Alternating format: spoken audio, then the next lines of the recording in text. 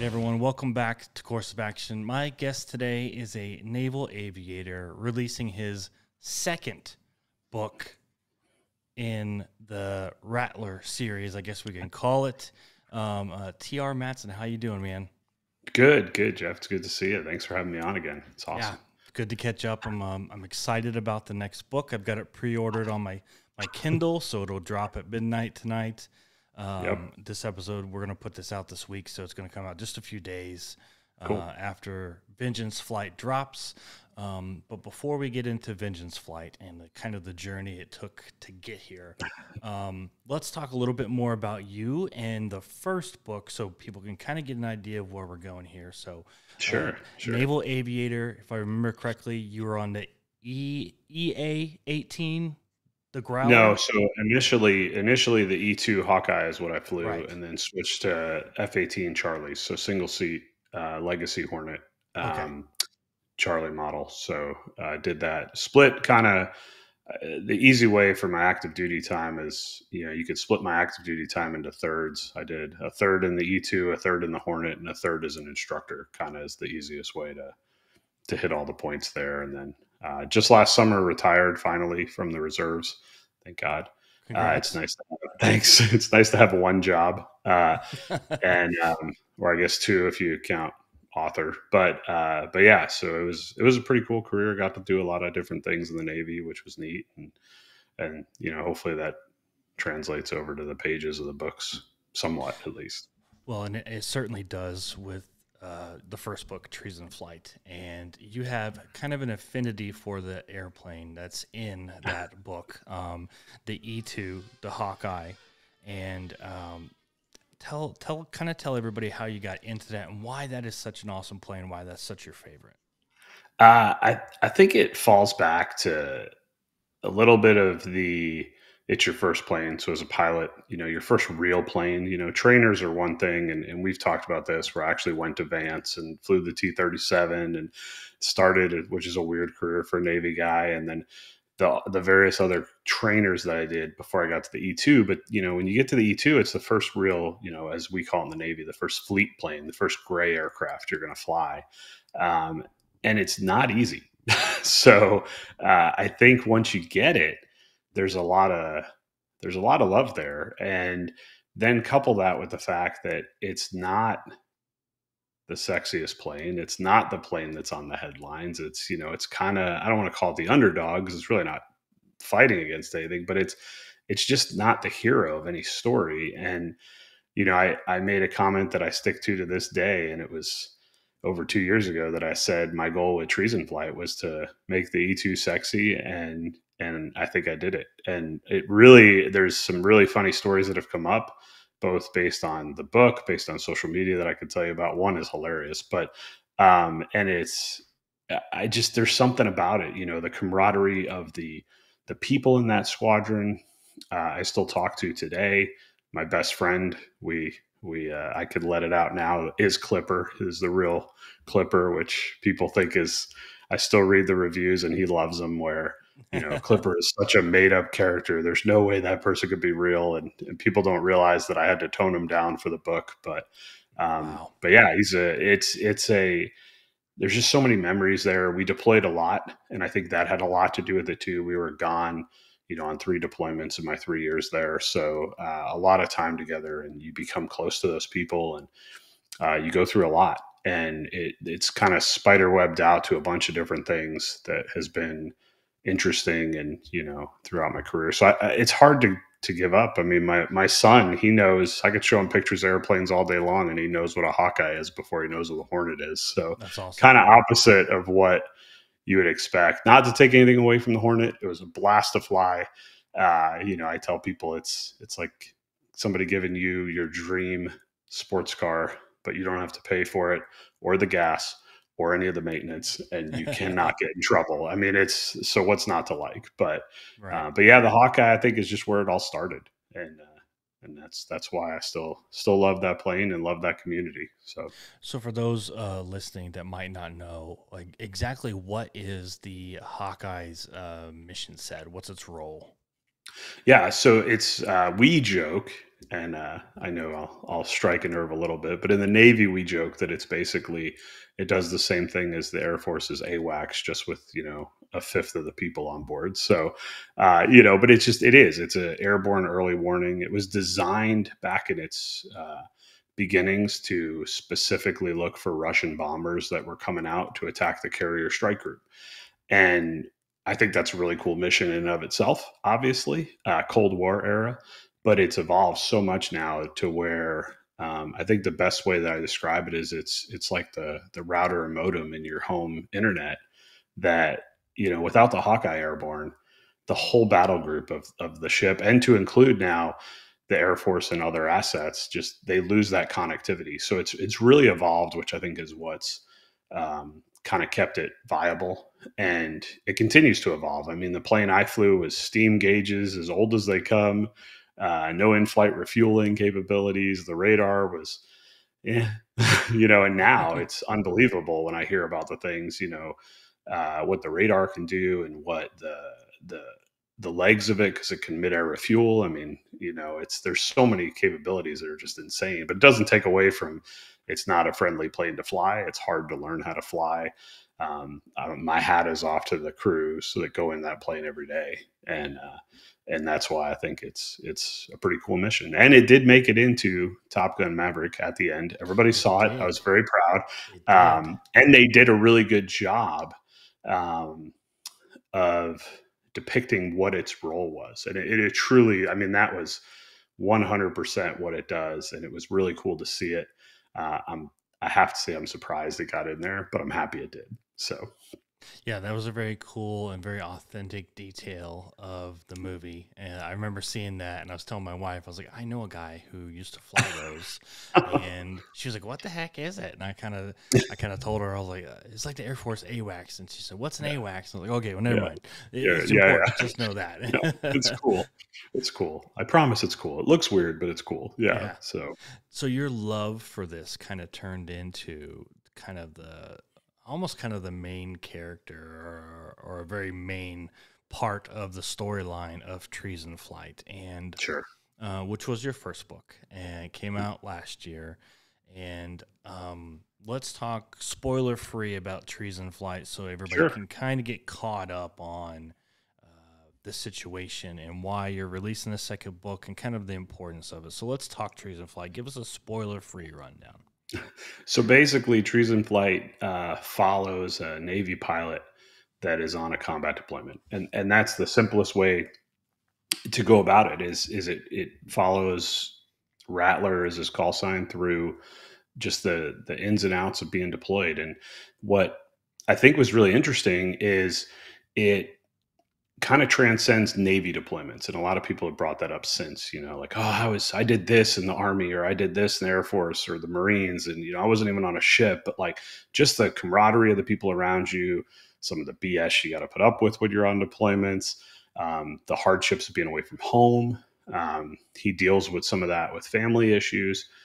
It kind of takes all of that and puts it on this one character, which in and of itself, I think could be an interesting story. But then there's a deeper issue, obviously, which is where the title of the book comes from. And he kind of stumbles into this plot that he had no idea what was going on. He's kind of a naive kid still, in his early 20s, and just kind of thought everybody joined the military for the right reasons and to serve their country. And he finds out very quickly that there's a lot more to it.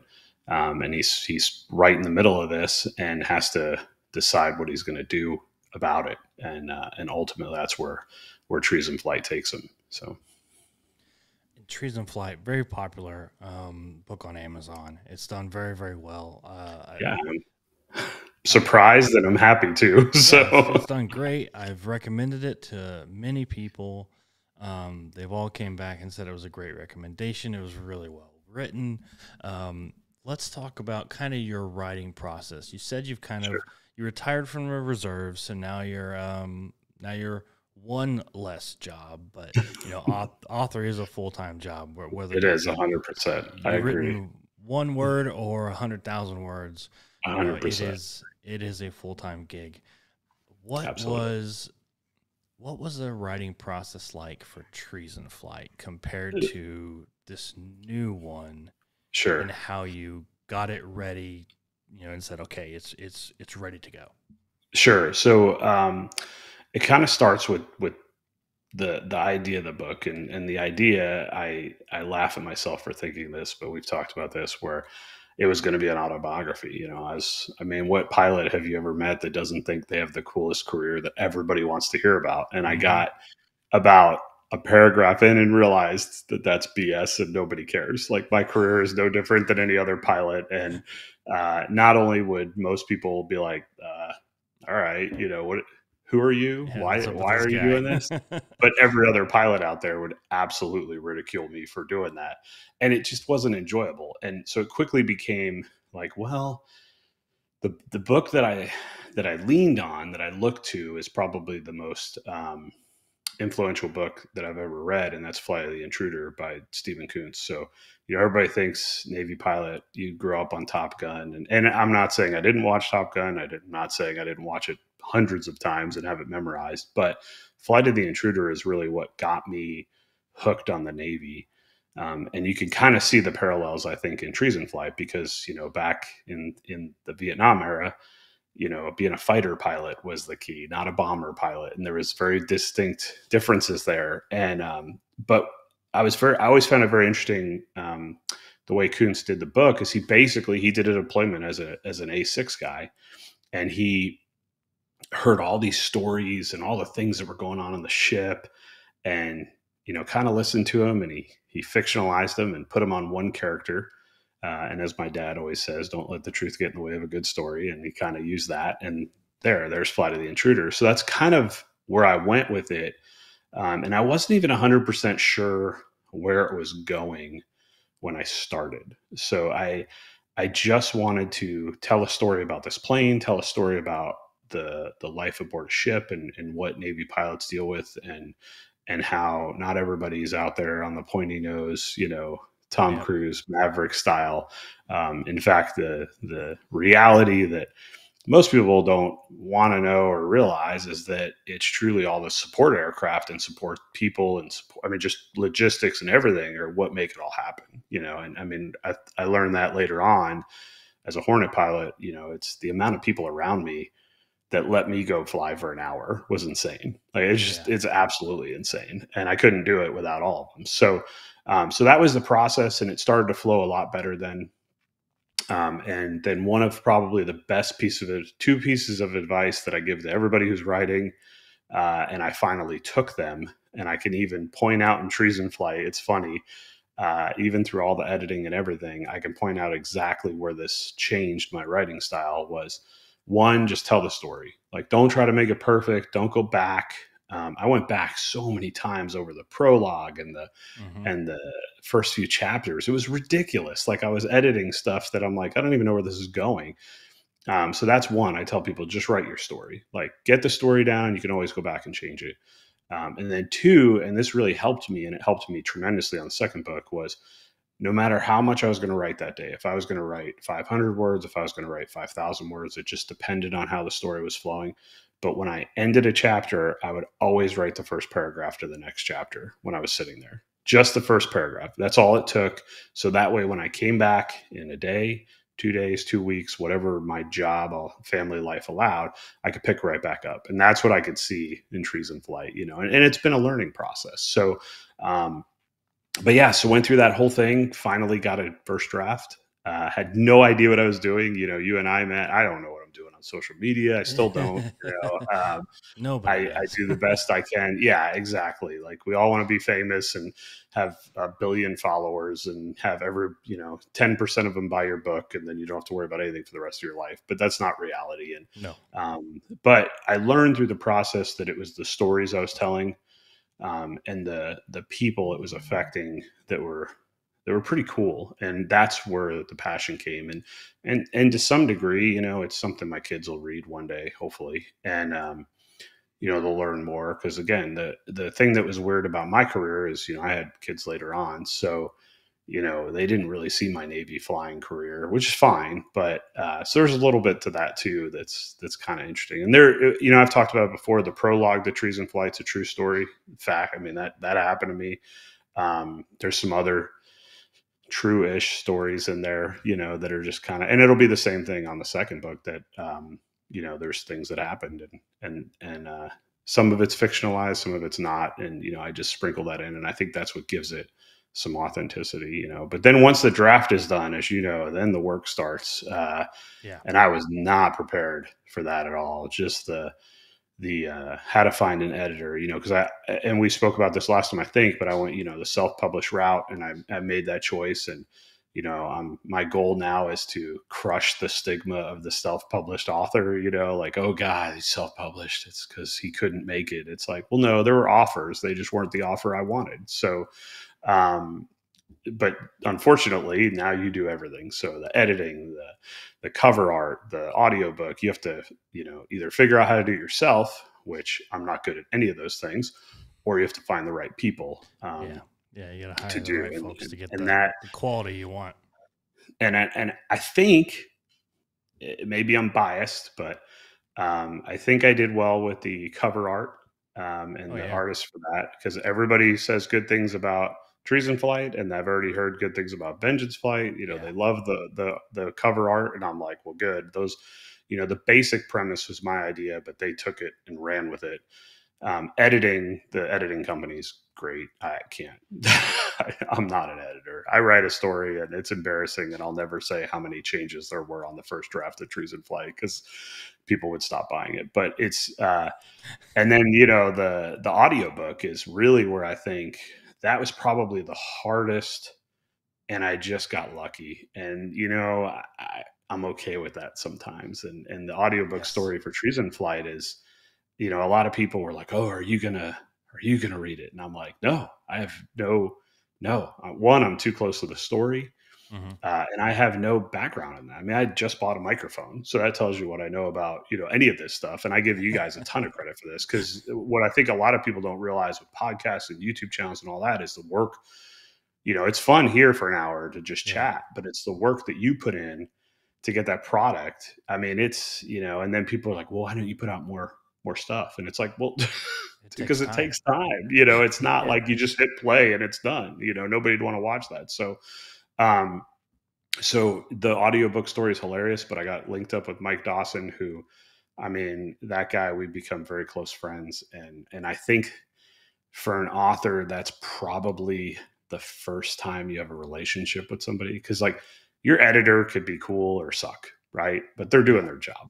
Yeah. Cover art could look good or not. And I mean, if it doesn't, you're going to know it. And if it's not being done the way you want, you're going to keep pushing back and all that. But the audiobook, like, that's the first person that gives a voice to your words. And I've said it, that is probably the most important connection and relationship that you can find if you're going to go the route and do an audiobook, which I had no intention of doing until my wife was like, so are you going to do an audiobook? And I'm like, I guess so, and luckily I lucked out that Dawson, who is a huge name in the industry and has, I mean, the work he does is insane. Yeah. He replied to my email as a nobody, and the conversation was hilarious. It was so funny that he basically called me on the phone and he's like, yeah, let's chat. And I immediately fell in love with his voice, and I told him, and he laughed at me. He goes, I get that from guys a lot. I'm like, okay, and he just has that gruff voice that works.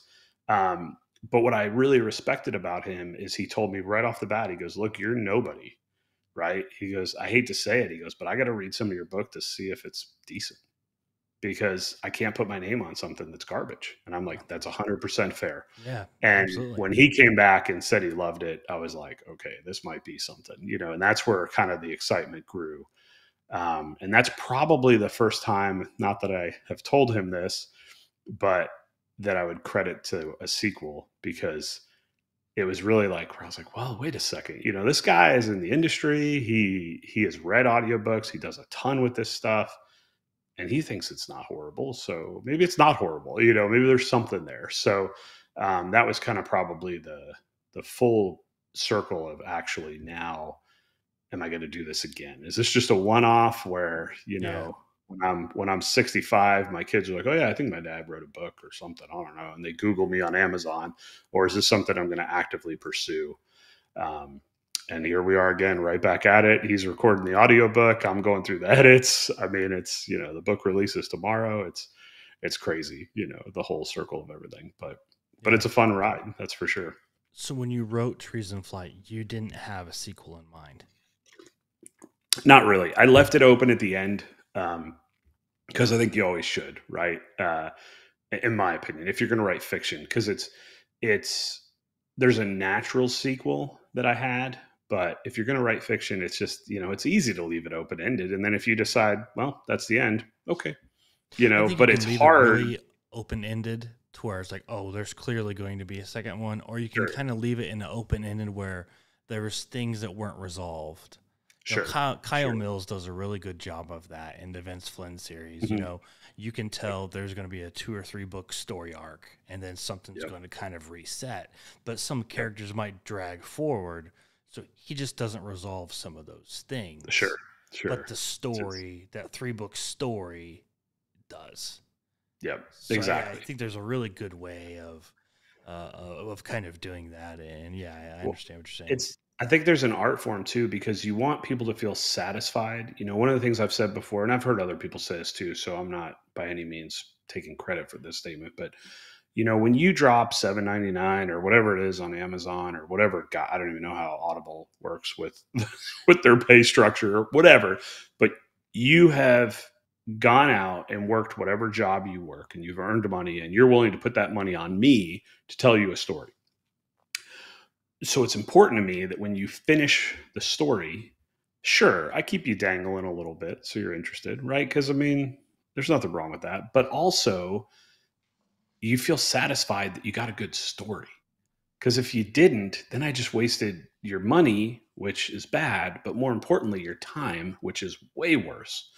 And I think that's where, and we all get good reviews, we all get bad reviews. That's just the nature of the beast. And I love uh, listening to authors talk about the good and bad reviews, because you can't make everybody happy. And the only way you make yourself happy is if you don't care, but we all care. So it's hard to do. But, I think the reason why we care is because that bad review represents somebody who, at least in their mind, you wasted their time. And that's hard. It's like, wow, I'm sorry. I could give you your money back. I'm not going to, but I could.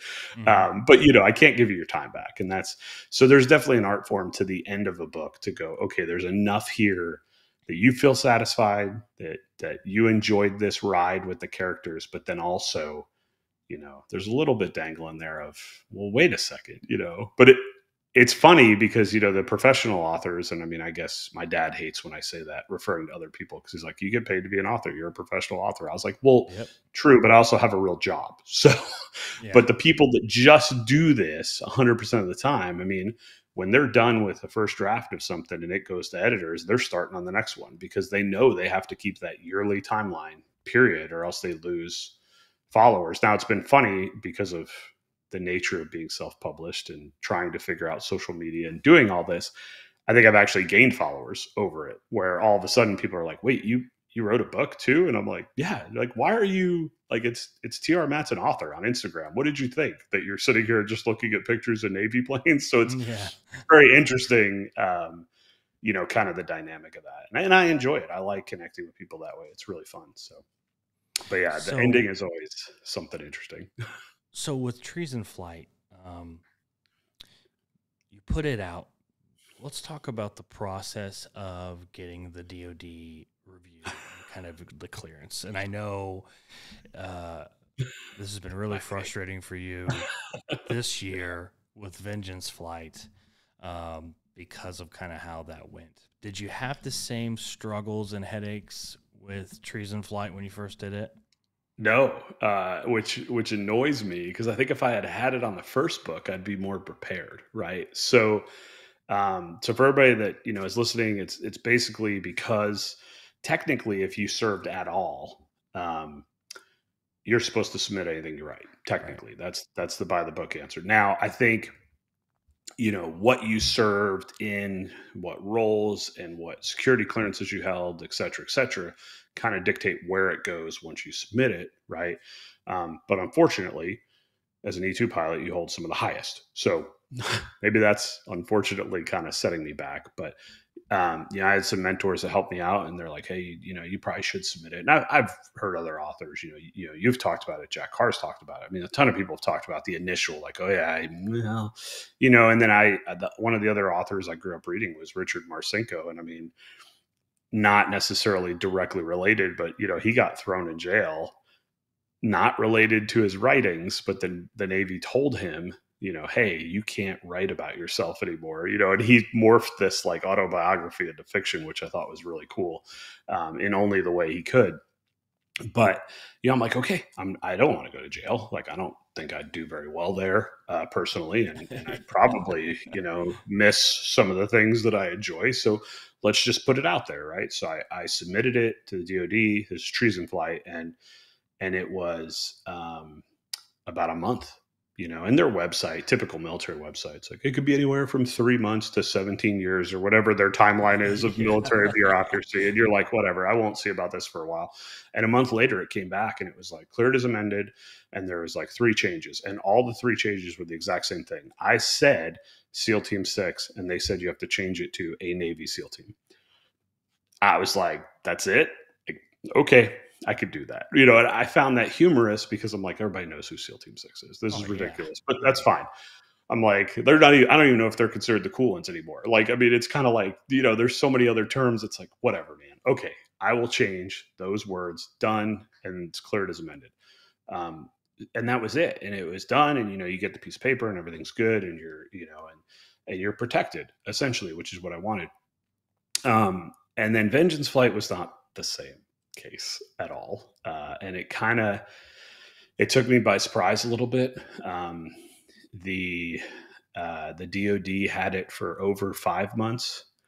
The guy at the DoD, phenomenal, 100% phenomenal.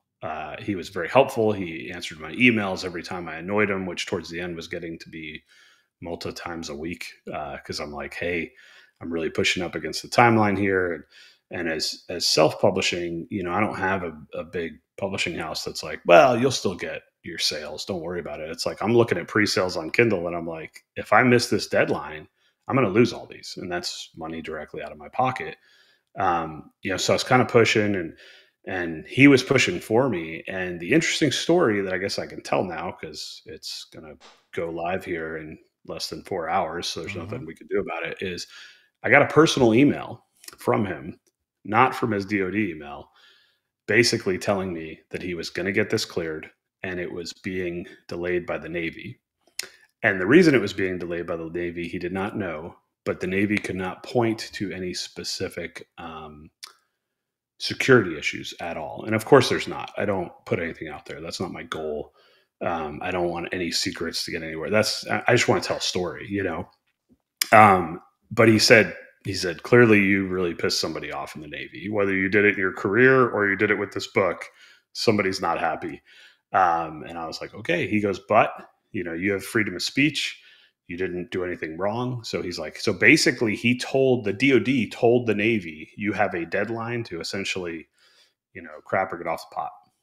And if you don't come up with something solid that should hold this, it's going to get cleared. And it did. The Navy never actually cleared it. The DoD said it's cleared because the Navy had their due diligence, didn't take it. So, wow. So I don't think the Navy's all that excited about this book, but I won't tell you why. Your retirement papers and go, no, this guy's not writing another book. I don't know. I have speculations. Some of my close friends have speculations that treason flight struck a nerve with certain people. Other people think that this book struck a nerve. Some people think I just struck a nerve back when I was on active duty, and which could be the case. It wasn't I speak my mind. I tell what I think, and people know that, and that is what it is. The chips fall where they fall. So it really was a much longer process. But even if that's the case, how shady is it And I would say the same thing if if it was in my situation and they were holding up my book. If the Air Force was doing this and they're like, Jeff Clark, I know that guy, let's screw with that guy. Yeah. Listen, if there's nothing for you to hold, there's nothing that's harming, national defense and the safety of our country, and you're holding it up just because you can, stop being a dickhead. Like, Well, I people are think trying to earn a living and they're trying to do their thing. Like, don't harm progress because of your ego. I think that's, you said it. It's ego, right? And sure, we all care about security of our country and serving our country and all of that and doing the right thing. But ultimately, there are people that we've all served with that their ego is their greatest thing that they serve for. And I ran into those, and Yeah, oh yeah, me too. it is what it is, and but it is. It's very interesting, the difference, and I can pull up the the letter I got from the DoD on the first one and the letter I got from the DoD on the second one, and the wording is very different as far as how they do it. I have to have a disclaimer in the second book that says that the views are not, what the DoD says and all that, which is interesting because the first book was just cleared as amended. So it's been an interesting and educational process on that side. But it makes for a good story, which makes for a good book. What would you recommend to other veteran authors out there that are they know they're going to have to go through this process? When it comes to setting a date for release and promotion and publication, knowing you went from 1 month with Treason Flight to 5 months with Vengeance Flight, what would be the advice that you would give them just on being flexible with their timeline and having kind of some expectations to manage? Yeah, that's a good question. And going forward, I think my submission to the DoD will be, because I'll continue to do it for various reasons. One, to protect myself. Two, because we all truly believe our books are going to turn into the next blockbuster, right? So, Right. And it does. I have been told by people in the industry that if you do have that, cleared as amended or cleared by the DoD, that's huge for the industry because now they don't have to do it, right? So they know if they make a movie or a series based on what you wrote, it's legit. Now they'll have advisors and stuff, but they don't have to worry about there being something in there. So I'll continue to do it. I would say, a 3 to 6 month timeline, depending on what you're writing on. And then get it in early and, and keep up on them. But I always want to, because we're always so proud, right? When we finish a book, we're like, I want it to get out there. And this took a while to write this one and do it right. Because again, it goes back to people's money and their time. And I wanted to learn from the first book and show readers that there has been a progression, right? People have told me, oh, I've loved Treason Flight. And I'm like, yeah, it's okay. And they're like, what do you mean it's okay? And I'm like, well, there's things I've learned. And I already know that people they'll read the second one, then they'll go back and read the first one, and I'll get bad reviews on the first one. And it's like, because they look at it as a snapshot. They don't look at it as a progression. Yeah. But I do think the 3 to 6 month timeline is probably good. I'd probably err on 6. And then that way, worst case, even though we're excited and we want to get it out there and published, if it gets done in a month, now you just have more time to build up the hype and, do all that stuff, which is good. I mean, I literally got, and again, this is for being self-published, but I got an update to the paperback cover image this afternoon. And I'm like, well, nobody's bought it yet because it doesn't go live till midnight. So I'm going to upload it and you're going to have the most up-to-date cover, and it's little things like that come down right to the wire. That is crazy, but give yourself the time and know that it is a frustrating road, but it's a road that is worth it.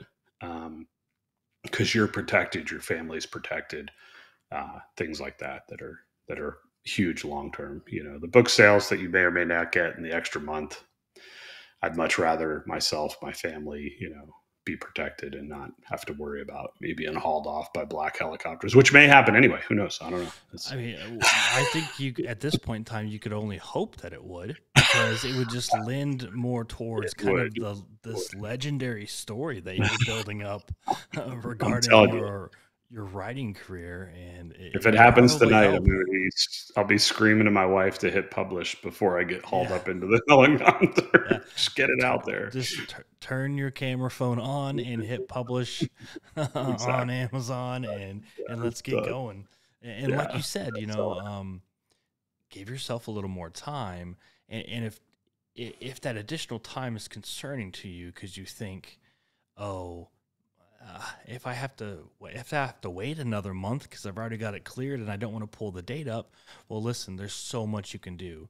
There's Instagram lives you can do with other people to kind of introduce yourself to a new audience. You could come up with a very easy and quick giveaway with someone else or with another company. And if you get creative and you look into things, you can fill that time up. And remember, out of like every 100 people that see something on your Instagram, 1 to 4 might actually interact with it.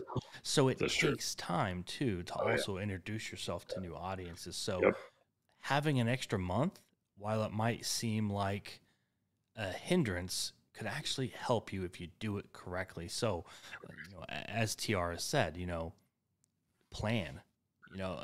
Plan for 6-7 months, and if it's 3 or 4.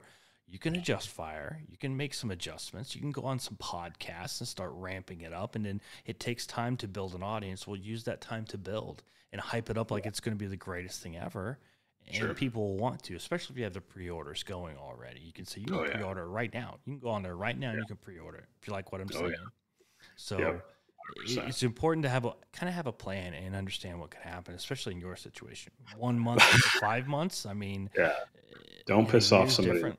Too bad. Yeah, I don't know who you made mad, man, but somebody in the Navy has your name a long list. On a sticky note on a wall. Correct. And they were waiting for you to do a second book. Written in lipstick, I think, is what it probably is. So apparently the Navy lost it 3 times, which I find funny. Lost it. So really interesting. Oh yeah. Wow. Happy to be here, man. I'm happy it's going to go live.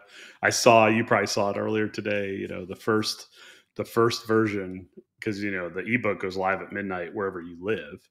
If you pre-order it, it shows up at 12:01. Well, I guess somebody in Australia took a screenshot. They've already gotten it, so that's really cool to be like, well, I guess there's no turning back now. It's out there. You can't turn it off now.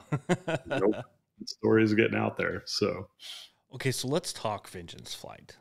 Sure. The second book, you said you kind of had a natural sequel idea in mind when you wrote Treason Flight. Where did Vengeance Flight really evolve from that idea to what is going to go live here in just a few hours? So, naturally there are similarities, and I wrote in Treason Flight and I wrote in Vengeance Flight. I'm not the main character by any means. I in a lot of respects wish I was. He has a pretty cool life, but I'm not. But I flew the Hawkeye, and so did Rattler. And at the end of Treason Flight, there's a natural career progression there, and now Rattler's coming back, and he's going to be a Hornet pilot and try that out, which fits into what I did. So that's the natural progression. But I think the interesting part is, his character's changed a lot. And it's because of he's gotten older. He's been through things, right? He's been to war. He's lost friends. He's seen some stuff. And that's just the natural progression of somebody in the military, right? Your second deployment is very different than your first. I don't care what you do, what your job is, and where you go. Your deployments could be to Hawaii. The second one's going to be different than the first, right? It's just you grow up. I mean, so that natural progression comes, and he's not as naive anymore. He's lost some things in his life, and he's not happy about it. He wants to move on, but unfortunately, that's not always, you're not the one who gets that decision. And it's interesting. My wife and I were just talking about this the other day, because one of the things, this goes back to the social media, and they'll be here tomorrow, bookmarks made. Now, if you had told me 20 some odd years ago that I would have a bookmark with my books on it, I would have laughed at you, because I'm like, nobody wants a bookmark. Nobody wants any of this stuff. But my progression as an author has evolved to where, I can take and have Treason Flight on one side, Vengeance Flight on the other, my QR code right there. So it's your business card, right? And it works great. It's marketing. And part of this is the ramp up, because I think I'm going to Tailhook this year for the first time since 2008, which is going to be interesting if I show up, because maybe I'll meet whoever was holding up the book. But yeah, it's marketing. But when I'm looking at these two covers, I've written both books, obviously, and my wife has read them, and they're very different covers. If you just look at the pictures of them, Treason Flight it's got that blue background, and it's very calming, and it's innocent, but Vengeance Flight is not. And that goes along with the storyline. And that all happened purely just coincidental. But I think it looks I love cool.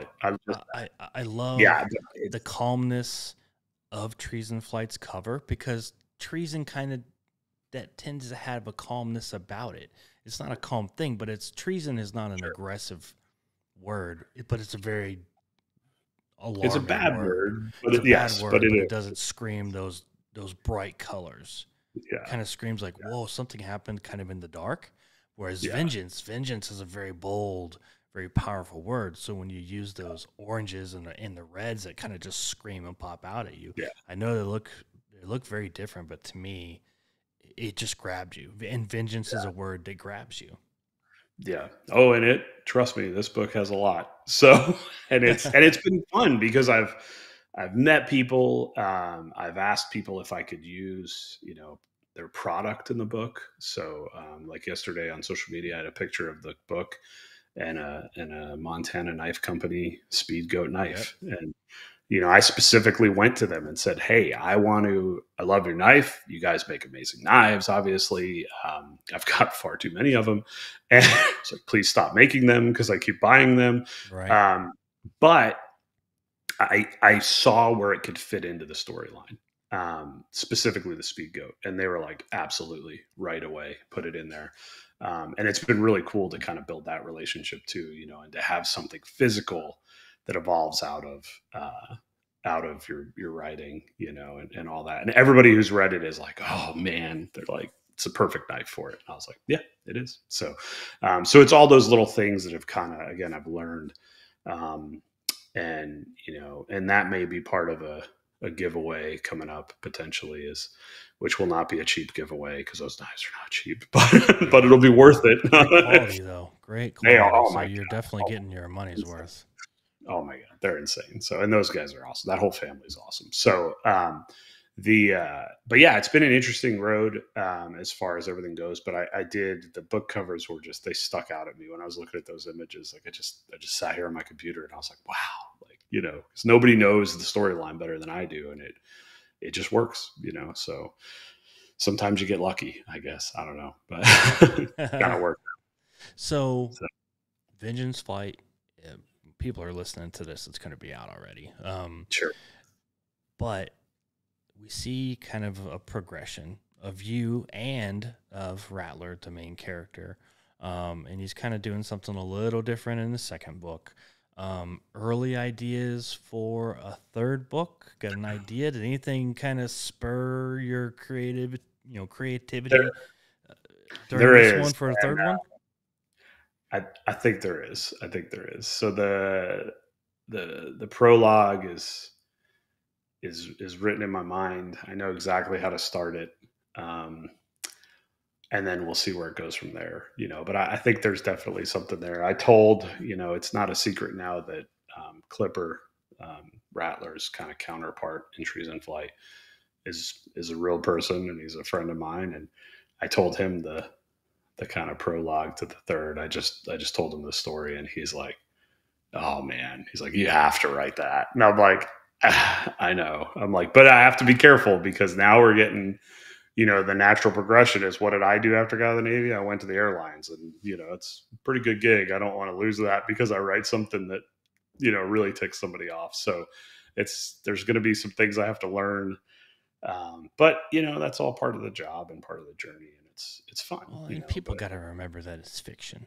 It's But, fiction. it's funny. If you read the reviews, a lot of people can't remember that because it's, Trees in Flight. I loved it. E2 NFOs. I love them, and I mean, at least I love my generation. But some of the really old guys are like, "This could have never happened," and I'm like, "It's fiction, dude. Like, Yeah, that's the whole we were point just of it." talking about that at Thriller Fest, and I went to a panel, and that's exactly what an author said on the panel.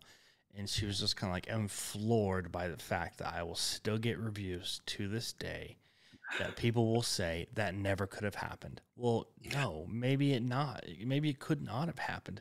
But this is a fiction book, so I can make it happen if I want to, because fiction literally means fake. It means made up. Yeah. That's the point of it. If it was nonfiction and I was wrong, you could roast me all day long. But it's fiction. It's made up for entertainment purposes. Exactly. It doesn't have to be 100% accurate. Like, come on. Yeah, it's funny though. It really is. So those are my two favorite reviews: is that it could never have happened, and then that Clipper's not. There's no way I could believe he's a real person. I love that review. Love it. I send it to him like every few days. Like, you're larger than life, my friend. So. But yeah, there is a plan. I think. I think there's a natural. I've seen it with me now through both these books. There's highs and lows, and they don't necessarily coincide with what the average person would think. You would think right now, 3.5 hours from release, I'd be at a high, but I'm probably a little bit at a low. I'm exhausted. Things, the timeline didn't work out the way I wanted it to, but it's getting there. There's the nerves. It's like, people are going to read it. I hope it doesn't suck. I don't think it does. The people that have read it, and this time I've had some legit people read it and give me some reviews and give me some critiques that helped me, I think, polish it a little bit better. So I think all in all, it's a much better product, and I've learned a lot. But it's still that we'll see tomorrow. When people start posting stuff, and one of my favorite reviews that I got time and time again on Trees in Flight was, I picked it up and I couldn't put it down. And I think Vengeance Flight will follow suit. Because to me, that's a good book. When you're just, one of my friends just finished it, and he was mad at me, because we worked together, and he was teaching, and he's like, dude, I was up all night. He had a meeting all day the next day. He's like, I could not go to sleep. And now he's like, I'm on like 2 hours of sleep, and I have to sit through this meeting all day because I read your book. And I was like, cool, tell everybody in the meeting about it. You know what I mean? I'm like, do you want me to send you some business cards or something, man? Like, some of those bookmarks, here's get them in the mail. Yeah. Here's the QR code. Let's see if they know how to use those. But so I'm at a point where I'm like, the exhaustion's a little bit like, do I really want to start this again? But in reality, I will. It's fun. I like telling the stories. I like the interactions with people, and I really do like the giving credit to people that don't get credit. And and I won't give it away, but there's a fictionalized story in Vengeance Flight, kind of right in the middle, that pays homage to a buddy of mine that I knew, that was pretty well known in the Hawkeye community that didn't make it. And what he did, I think, is truly heroic.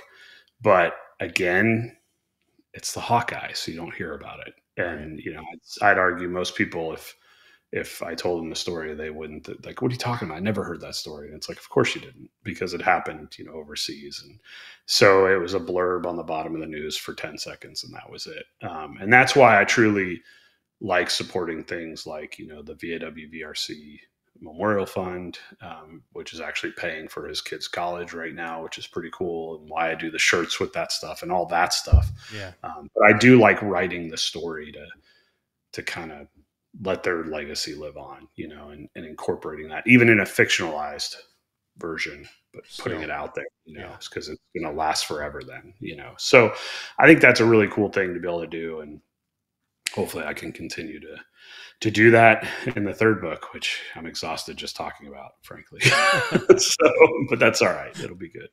Well, I have no doubt that Vengeance Flight is going to be great. I mean, you got a blurb from Brian Andrews and Jeff Wilson, who are the rock stars of, you know, the fiction, military action thrillers right now. Yeah. And, you know, that's a big blurb. That's a real Yeah. big blurb. And, you know, if they're going to co-sign on something and endorse it and say, this is definitely worth your money picking up, Sure. that's huge. I know you feel like you probably got to live up to that a little bit, but, you know, if it's A little anything bit. like the first one, I mean, I think you're going to crush it again. Yeah, and their review is great. You know, that was just one blurb. They did a whole thing that's that when you know, if you go out eventually when it's available and get the hardcover, it'll be on the back of the hardcover with a few others. You know, some other authors, some people from the Navy, things like that, which is funny. You know, that I have 2 stars review on the back of a book that was trying to get held up by the Navy. So that's kind of a weird. Weird side there, but it is good, you know, and yeah, it is. I'm very happy that I've met these people and I've learned from them, and C.W. Lemoyne's another one. I've learned so much from him and his books, and I mean, he truly was the mentor that none of this would be possible if it wasn't for him. So that's helped out a ton. So yeah, I'm excited about it. I think it's a better product. I hope everybody else agrees. Time will tell. I mean, time will tell if it, you know, if it works or not, but I'm hopeful. I am. I think it'll I'm do great. excited to hear what people say about it. Yeah. Well, I think it's going to do great. Vengeance Flight, it's a great looking book. Great looking story. If it's half as good as the first one, it's going to crush it. I have no doubt in my mind. Thank you for coming on. But before I let you go, I want you to tell the people kind of what your plans are coming up for the launch, where they can find more information, and where they can get the details on this. Yeah, thanks. And again, thanks for having me on. The easiest thing for me, and it just kind of worked out this way, which again, dumb luck with marketing, but you know, you can go on my website, you can do all this stuff, but you could just Google TR Matson, and it's the first pop up is my website. Thank God. Nice. And it's got links to everything, but everything out there, Facebook, social media with Twitter, Instagram, it's all TR Matson author, just because apparently there's another TR Matson out there. But the website's the easiest thing. It'll have links to everything. It has the ability for you to buy stuff, to buy the merchandise and the never down, never out stuff if you're into that, and like that kind of motivational stuff. But also it does have the prologue on there for both. So if you just want to get a taste of what the book's about, it's on there. Some other articles I've read are on there just to get a taste for my style. So trmatson.com, it's about as easy as it gets. And but yeah, or just Google me, and that's the easiest way. And it's out there. So I try to reply to everybody who writes me. I do appreciate people that reach out. I find that's really what makes a difference. And there's been countless stories that I can't believe, you know, people have reached out and we've connected, and it's, I mean, really helping other people that I never would have known, which is really, really cool. So I don't want that to stop. I try at the end of each day to get through all that, even though it's tough, you know, to reply to everybody, but I try to do my best. So that's the best place to find me, and everything will be out tomorrow. So by the time this comes out, you know, the hardbacks are coming, and then the audiobook. Dawson I've got it all literally on both sides of my computer screen of the chapters I've edited and the ones that we have to go through. And he gives me chills reading my own story, which is crazy. So that's awesome. I'm very lucky that he wrote back to me on that email. So yeah, that's cool. Well, man, I wish you the best of luck. I know Vengeance Light is going to do great. So everybody needs to stay tuned to social media. Go pre-order. Wait for the hardcovers and the hard copies to drop. The audiobook's going to drop, and it's fantastic. So you'll want to pick up a copy of all of them, I promise you. And you never know what TR might be dropping on the giveaway side, you know. So your best bet will be to follow this man. Stay tuned, pre-order, and like he said, people are spending their entire nights on an unput-downable book with Treason Flight. Vengeance Flight's going to be the same way. I have no doubt in my mind, and I thank you so much for coming on, brother. I wish you the best of luck again, and we'll do this on number 3. Yeah, let's do it. Let's talk again soon. I like it. It's fun. I really appreciate it.